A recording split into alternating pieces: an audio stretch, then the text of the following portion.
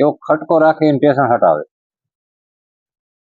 એટલે કીધું જે સદગુરુ શબ્દની એવી ચોટ લાગે જે કલેજામાં હોય ખટક, અને પછી નુરત સુરતની સીડી બનાવીને સડી જાવ સંતો તેમને ચટક રામ રસ નુરત અને સુરત બે. આપણને સંતો ઓળખાવે છે નુરત કોને કહેવાય ને સુરત કોને કહેવાય.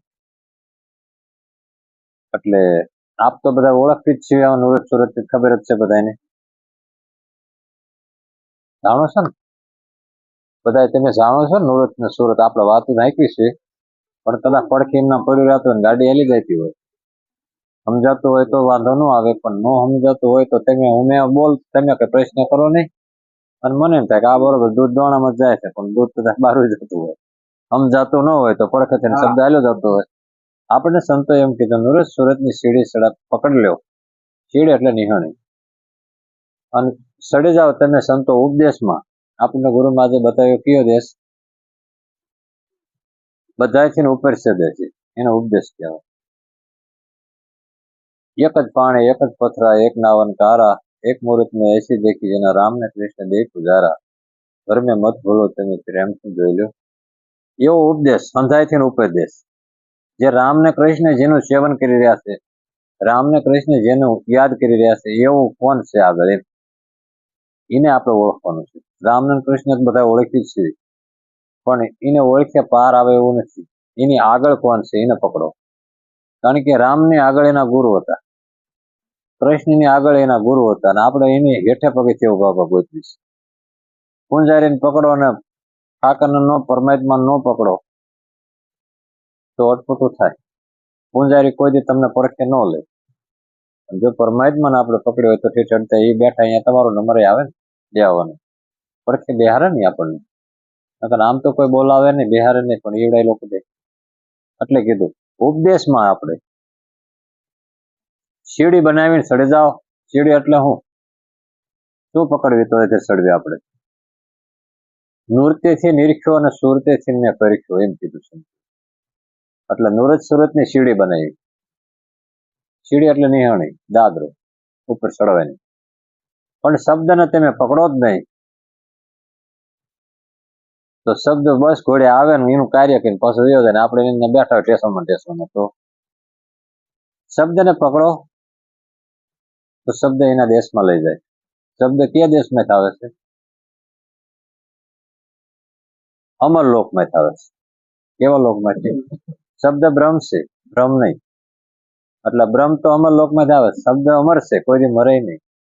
અને આપણને ગુરુ મહારાજે જે વાત કરી ને એ સુરતાનું શબ્દનો સ્વયંવર કીધું.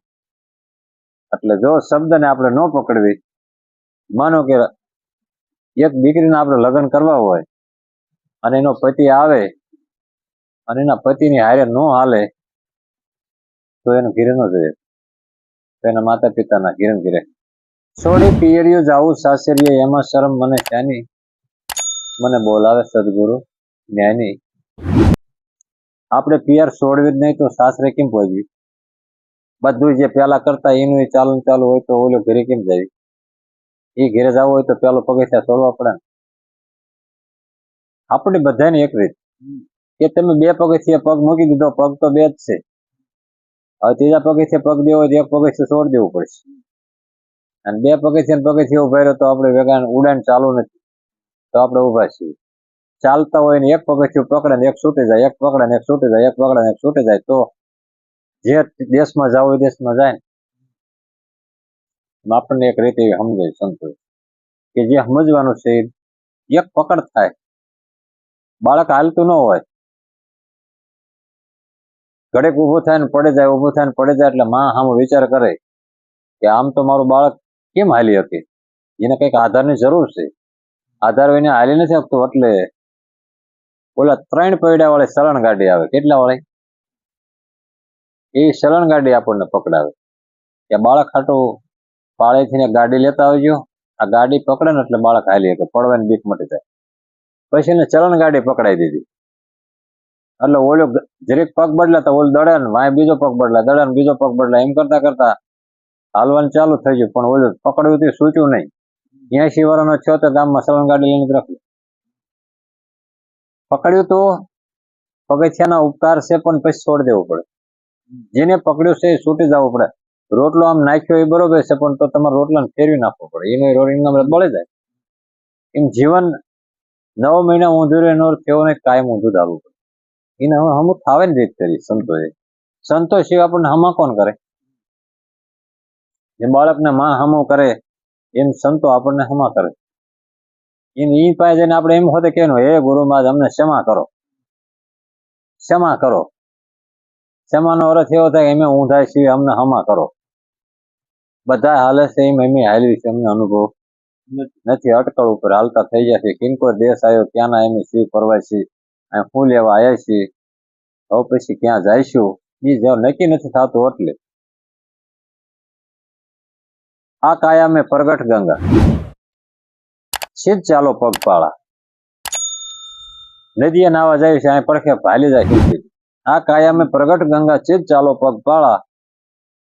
એ ગંગામાં નૈત નાવ મત નાવ નદીયું નાળા, તેને તેરો નામની માળા. આ કાયા મેં અખંડ દીવો, દીઠ્યા વિનાનું મન ડોલે. ભ્રાંતિના ભરેલા ભવ ભવ ભટકેલા, ગુરુ વિના તાળા કોણ ખોલે? હે લાખા લાવો કૂંચીને તાળા ખોલીએ, કૂંચી તો મારા મેરમ ગુરુની પાંચ, ગુરુજી આવે તો તાળા લાવો કે સાવી. એ કે તમને આપી ભાઈ કોઈ દી સાવી? રહસ્ય જાણવું હોય તો ને સાવી જોવે. પૂછી પૂછ એ જે કીધું ને આપણે ગોતવી સીવડું કયું એમ સંતો એને કે એ પૂછી ગોતો એમ ઘર કી ચાવી મળે જાય ઉન ઘર કી. આ કાયા મેં બુદ્ધિ સમુદ્ર નાવ ચલે 100 ધારો. ઈ નાવમાં હીરા માણે કો ખોજે ખોજન. આ નાવડું હાવ એટલે 100 ધારું હાલે. એટલું ધારું બુદ્ધિ સમુદ્ર, બુદ્ધિ સમુદ્ર જેવડી છે પણ નિર્ણય ઓળખી દઈશ.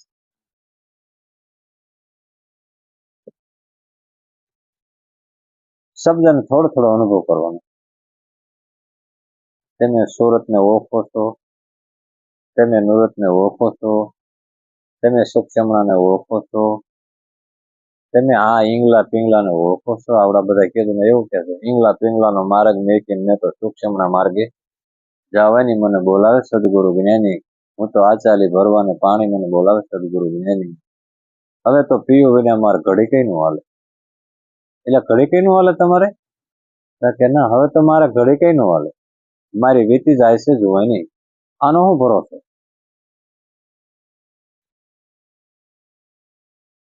ગગન મંડળમાં બેની ઉન્મુખ એમાં ભર્યા છે અમીરસ પાણી મને બોલાવે સદગુરુ જ્ઞાની.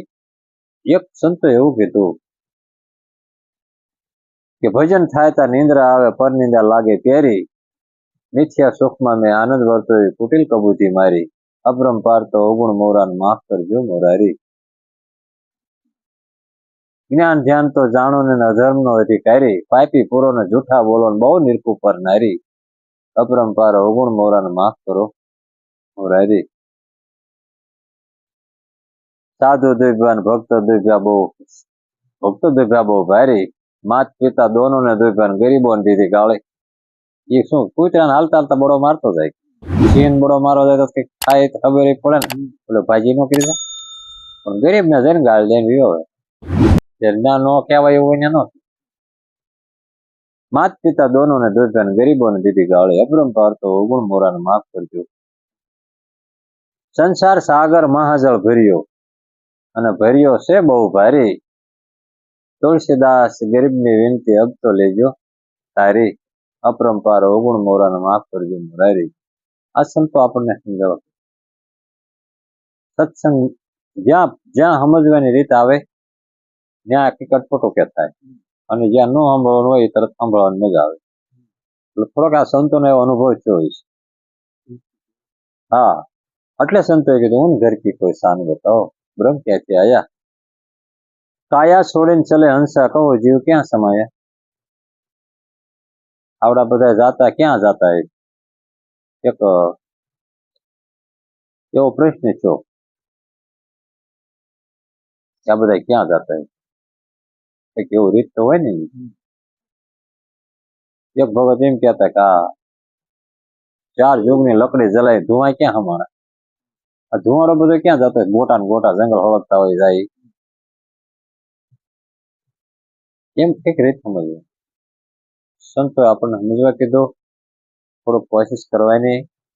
ન હું જાણતા હોય તો પરિપૂર્ણ જાણવાની કોશિશ કરવી. પ્રશ્ન પૂછો એટલે તરત પાર આવે. તેમ પૂછો નહીં તો પાકું કોઈ દી થાય નહીં. કાસું રે ગમે તે બોલો તે પાદરું હેઠું પડે. એ કે લઈ મને ખબર જ નથી તાકે તાર તો કેદું ન પૂછાય. ખબર નથી અને તેમ કદાચ પૂછો ખોટું હોય પડી જવાનું. ખોટું એક ફરું પડે જાય પછી ખોટું આવે નહીં ને પછી જગ્યાએ હાસુ બે જાય ને એ કે ખોટું પડ્યું. ખોટું જ પાડે. ડોક્ટર એમ થાય ઓપરેશન કરતા ખોટું જ પાડે, હાસું ન પાડે. અને ખોટું પડે પછી જ હાસું શરૂ થાય. એમ થોડીક સમજવાની વાત છે. તમે કોણ છો એને ખાસ અનુભવમાં લઈ લેજો. કારણ કે ચાલે ને એને જ પાંચ કપાય. એ કે રોડ ક્યાં જાય? મેં રોડ તો જાય છે સોરવીરે, પંગોઠી વાળીને બે ગયું રોડ ઉપર. એ કે રોડ સોરવીરે જાય છે ને? મેં પણ રોડ સોરવીરે જાય બે નો ઇન સોરવીરા નો હાલે ઇન સોરવીરા આવે. રોડ ઉપર પંગોઠી વાળીને બે જાય પાંચ ન કપાય. મુંબઈ કે રોડ જાય છે? નહીં, રોડ મુંબઈ જતો નથી કોઈ દી. હું રોડ તો આઈને જ પડ્યો છે પણ આની ઉપર હાલે ને એવડે મુંબઈ આવતું હોય છે. રોડ કોઈ દી હાલતો નથી, રોડ ક્યાંય જાતો નથી.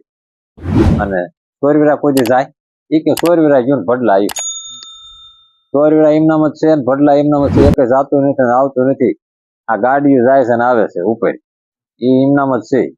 એમાં આપણે એવું કઈ સમજવાનું કે આ ગાડીઓ છે ને એ આવે જાય, બાકી ઓલું તો એમનામ જ છે. સ્ટેશન આવે નહીં જાય નહીં એ તો સ્ટેશન એમનામ જ છે. એટલે એની આપણને ઓળખાણ ગુરુ મહારાજ કે તમે જરીક જો અહીંયા સુધી તમારી સુરતા સુખડને સમેટે એના ઘટમાં સાહેબ એવું પડ્યું છે ને આ કોઈ ગોતે ને બધા ગોતે છેટે એક એક શબ્દને વિચારવાનું અને થોડોક અનુભવો. અને જયારે પ્રશ્ન આપણે પાસે આવે ત્યારે આપણે અટવાણેલા જ છીએ, કારણ કે પૂછતા નથી ને. નકર તો ક્યારેક આપણે એવું થવું પડે ને કે આજ તો મારે ગુરુવાર છે ને, આજ ગુરુવાર 10 શબ્દ નક્કી કરીને રાખ્યા લખીને ગુરુવાર જ પૂછું. મને જડતા જ નથી, હું કે દૂનો ગોતું છું. આજ કહેવાનો તક મળે છે. દર ગુરુવારે 10 શબ્દ ગોતીને રાખીને 10 દઈ દેવી એટલે 10 નો જવાબ તો પાકો થઈ જાય. 10 દીએ 100, 10 ગુરુવાર તો 100 શબ્દ પાકા થઈ જાય. ફોન હા પેલું જે હરખું થઈ જાય. એક સમજવાની તમે જો પકડશો નહીં, શબ્દ નહીં પકડો તો પંથ નહીં કપાય. શબ્દ નહીં પકડો તો પંથ નહીં. તમારું જે ઘીરે સોરવીરા જવું છે, કોણ સત્સંગની વાત કરે?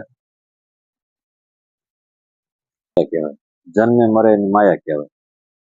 જે જન્મે નહીં, મરે નહીં, આવે નહીં, જાય નહીં, વધે નહીં, ઘટે નહીં, એને આ જ અને એ તમે શું?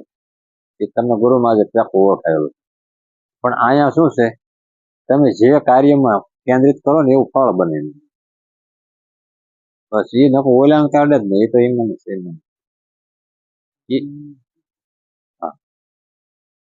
એટલે એકાદું પદ બોલાવ્યું એટલે આમ કામ ચાલુ થઈ જાય.